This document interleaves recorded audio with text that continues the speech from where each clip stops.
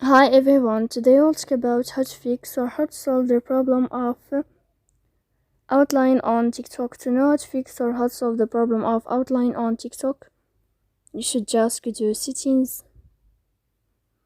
Here we click apps, default apps, app settings. Here in this list you will enter to the window or to the app of TikTok and you click. As you see, you will enter here.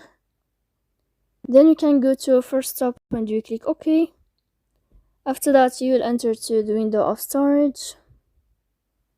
Here we click clear cache. Don't click clear data because that can cause you errors in your app. And in the end you can turn off your Wi-Fi and you can wait a moment to turn on your Wi-Fi again. So please don't forget to support us by like and subscribe. See you next time in another